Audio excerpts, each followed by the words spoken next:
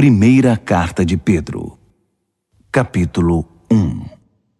Eu, Pedro, sou um apóstolo em missão por Jesus, o Messias, escrevendo aos exilados dispersos nas regiões do Ponto, da Galácia, da Capadócia, da província da Ásia e da Bitínia. Não falta ninguém. Ninguém foi esquecido. Deus, o Pai, está de olho em cada um de vocês e decidiu, pela obra do Espírito, mantê-los obedientes por meio do sacrifício de Jesus. Que tudo de bom seja enviado da parte de Deus a vocês. Que Deus nós temos! E como somos felizes em tê-lo, o Pai do nosso Senhor Jesus. Pelo fato de Jesus ter ressuscitado dos mortos, recebemos uma vida nova e temos tudo na vida, até mesmo um futuro no céu, que começa agora. Deus está atento a nós e ao futuro. O dia em que vocês terão tudo isso, vida restaurada e integral, está chegando. Sei quanto vocês se sentem bem com isso, ainda que nesse meio tempo tenham de enfrentar todo tipo de provação. O ouro puro passado pelo fogo sai comprovadamente puro. A fé genuína que passa pelo sofrimento sai comprovadamente genuína. Quando Jesus consumar tudo, será a fé que vocês têm, não o ouro, que Deus vai apresentar como prova da vitória dele. Vocês nunca o viram, mesmo assim o amam. Vocês ainda não o veem, mesmo assim confiam nele, rindo e cantando, e continuam crendo. Por isso, vão conseguir o que querem, salvação plena. Os profetas que previram o presente momento fizeram muitas perguntas acerca do dom da vida que Deus estava preparando. O Espírito do Messias já havia revelado antes que o Messias passaria por sofrimento seguido de glória. Eles queriam saber quem e quando. Tudo que informaram a eles foi que estavam servindo vocês, que por ordem do céu agora ouvem por vocês mesmos, por meio do Espírito Santo, a mensagem do cumprimento daquelas profecias. Percebem como são privilegiados? Os anjos dariam qualquer coisa para se envolver nisso. Por isso, arregassem as mangas. Ponham a mente para funcionar e estejam prontos para receber o dom que está para chegar com a vinda de Jesus. Não se acomodem aos velhos caminhos do pecado, quando vocês só faziam o que queriam. Naquele tempo, vocês não conheciam nada, mas agora conhecem. Como filhos obedientes, andem no caminho da vida moldado pela vida de Deus, uma vida ativa e cheia de santidade. Deus disse: eu sou santo, então sejam santos. Vocês pedem ajuda a Deus e Ele atende. É um bom pai. Mas não se esqueçam de que é também um pai responsável e não vai deixar que vocês vivam na lama. A vida de vocês é uma jornada que deve ser empreendida com uma profunda consciência de Deus. Custou muito caro para Deus tirá-los daquela vida sem rumo e vazia em que vocês foram criados. Ele pagou com o sangue sagrado de Cristo. Vocês sabem disso. Ele morreu como um cordeiro sem culpa, e não foi algo impensado. Ainda que só agora, no fim dos tempos, o plano tenha vindo a público, Deus sempre soube o que ia fazer por vocês. É por causa do Messias sacrificado, a quem Deus depois glorificou e ressuscitou, que vocês confiam em Deus e sabem que têm um futuro nele.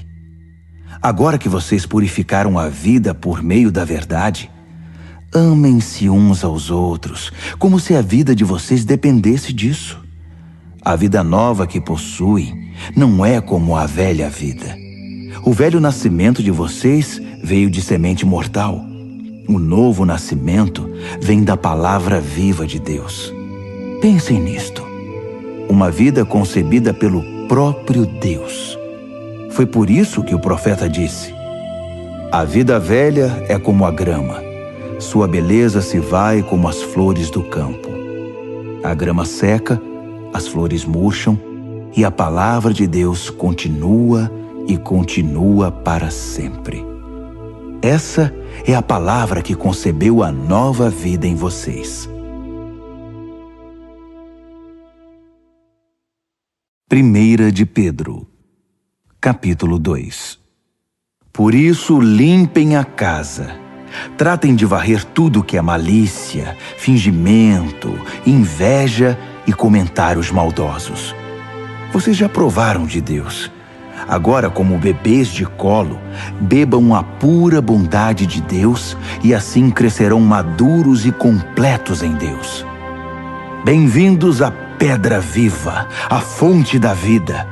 Os pedreiros olharam para ela e a desprezaram, mas Deus lhe deu um lugar de honra. Apresentem-se como pedras para a construção de um santuário cheio de vida, em que servirão como sacerdotes, oferecendo a Deus vidas aprovadas por Cristo. As Escrituras dizem: Vejam, estabeleço uma pedra em Sião, uma pedra de canto em lugar de honra. Quem tem essa pedra como base nunca irá se arrepender. Para quem confia nele, ele é a pedra de que podemos nos orgulhar. Mas para aqueles que se recusam a confiar nele, a pedra que os pedreiros rejeitaram é agora a principal pedra de fundação.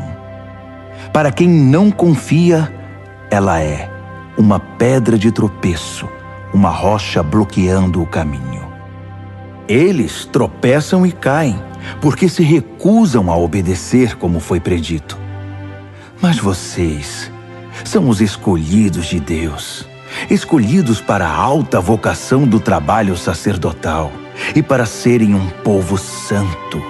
São instrumentos de Deus para fazer sua obra e falar por Ele, e para contar a todos quanta diferença Ele fez na vida de vocês.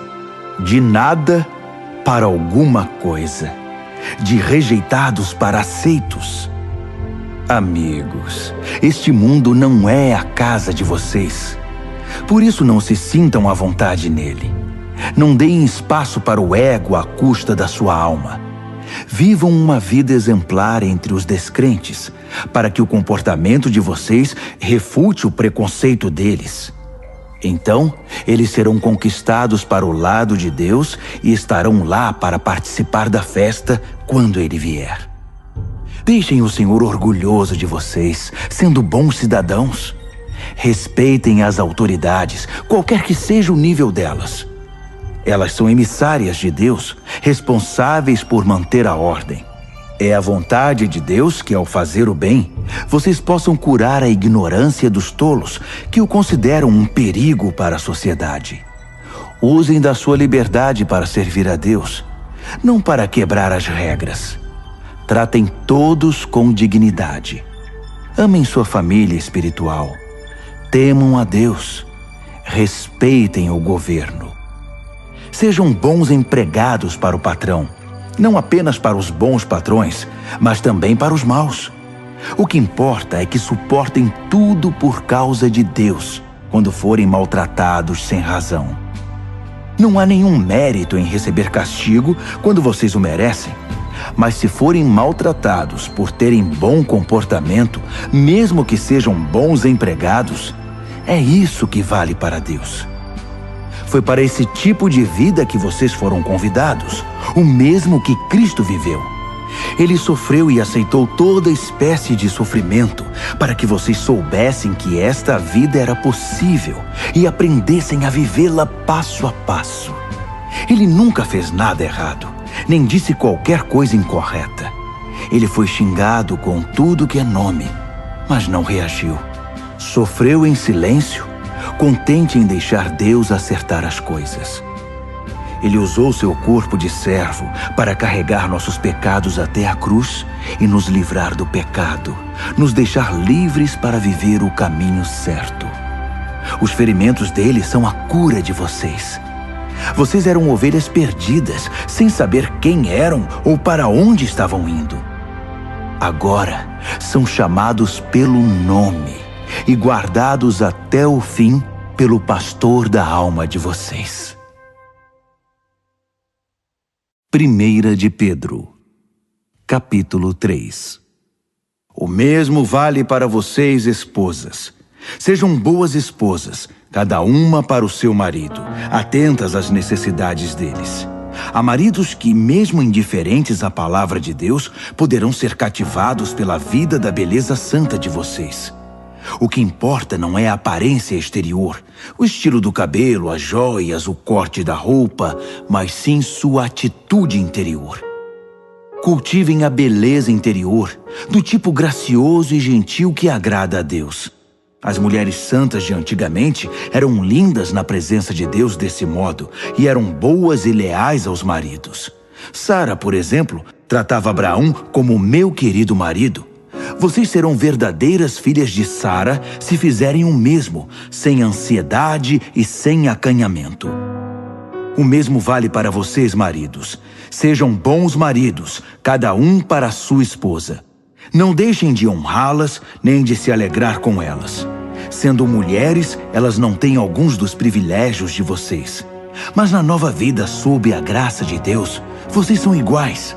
Portanto, tratem a esposa iguais a vocês, para que suas orações não sejam daquelas que nem passam do teto. Resumindo, sejam agradáveis, simpáticos, amáveis, compassivos, humildes. Isso vale para todos, sem exceção.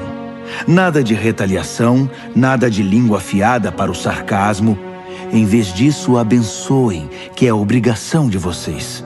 Assim serão uma bênção e também receberão bênçãos. Quem quer abraçar a vida e ver dias cheios de bem, eis o que tem de fazer. Não diga nada maldoso ou capaz de ferir. Despreze o mal e cultive o bem. Persiga a paz com todo empenho. Deus aprova tudo isso, ouvindo e respondendo bem ao que é pedido. Mas volta as costas para os que fazem o mal. Se vocês fazem o bem com o coração e a alma, quem os impedirá? Ainda que sofram por causa disso, é o melhor para vocês. Não deem uma segunda chance à oposição. Em condições favoráveis ou desfavoráveis, mantenham um coração atento em adoração a Cristo, Senhor de vocês.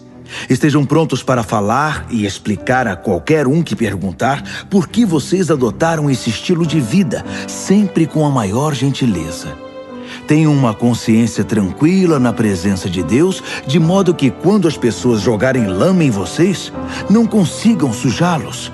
Seus inimigos vão acabar percebendo que eles é que precisam de um banho.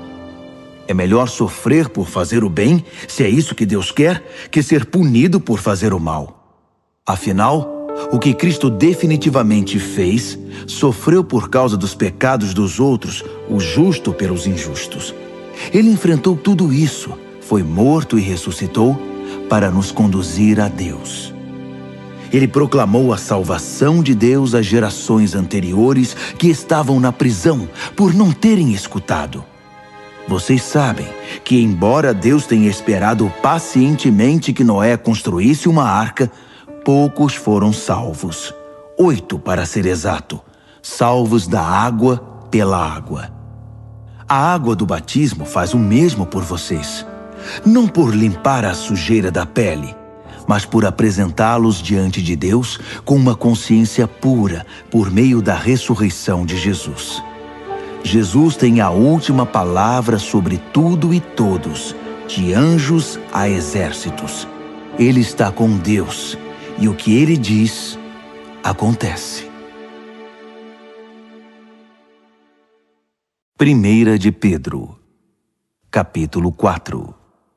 Portanto, considerando que Jesus passou por tudo que vocês estão passando e até mais, aprendam a pensar como ele. Pensem no seu sofrimento como uma maneira de abandonar o velho hábito pecaminoso de querer conseguir as coisas do modo de vocês. Assim serão capazes de viver livres para buscar o que Deus quer, em vez de serem escravizados pelos próprios desejos. Vocês já viveram aquela vida que ignorava Deus. Festas toda noite, bebedeiras e depravação. Mas chegou a hora de se livrar disso para sempre. Obviamente, os amigos daquela época não entendem por que vocês não os procuram mais. No entanto, vocês não têm a obrigação de prestar contas a eles. eles serão chamados à responsabilidade na presença do próprio Deus. Ouçam a mensagem. Ela foi pregada aos cristãos que agora estão mortos, mas ainda que estejam mortos, como acontece com todos, eles vão continuar na vida que Deus concedeu a eles em Jesus. Tudo neste mundo está para ser consumado. Portanto, não tomem nada como certo. Mantenham uma vida de oração. Acima de tudo, amem uns aos outros como se a vida de vocês dependesse disso. O amor resolve praticamente qualquer situação. Sejam prestativos em dar uma refeição ao faminto, uma cama ao sem-teto, e façam isso com alegria. Sejam generosos com os dons que Deus concedeu a vocês e permitam que todos participem deles. Se palavras, que sejam palavras de Deus. Se ajuda, que seja uma ajuda sincera da parte de Deus. Assim, a brilhante presença de Deus se tornará evidente em tudo por meio de Jesus, e ele receberá todo o crédito, na condição de quem é poderoso em tudo, para sempre, até o fim dos tempos. Amém.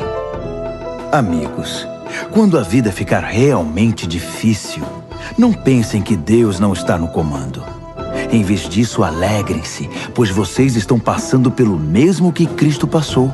É um processo de refinamento espiritual e a glória está chegando. Se vocês sofrem abusos por causa de Cristo, considerem-se felizes. É o Espírito de Deus e sua glória em vocês que serão vistos pelos outros. Se eles os perseguem porque vocês quebraram a lei ou perturbaram a paz, é outra questão. Mas se é porque vocês são cristãos, não pensem duas vezes. Sejam orgulhosos da condição distinta refletida nesse nome. Chegou a hora do julgamento, e ele começará pela própria família de Deus. Somos os primeiros da fila. Se começa conosco, imaginem como será para aqueles que rejeitam a mensagem de Deus. Se os bons quase não resistem, o que está reservado para os maus? Então, se vocês acham que a vida está difícil porque estão fazendo o que Deus mandou, fiquem tranquilos, confiem nele. Ele sabe e sempre saberá o que está fazendo.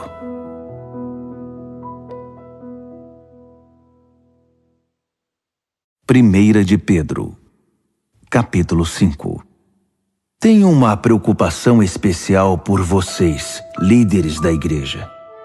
Sei o que é ser líder, participar dos sofrimentos de Cristo e também da glória futura.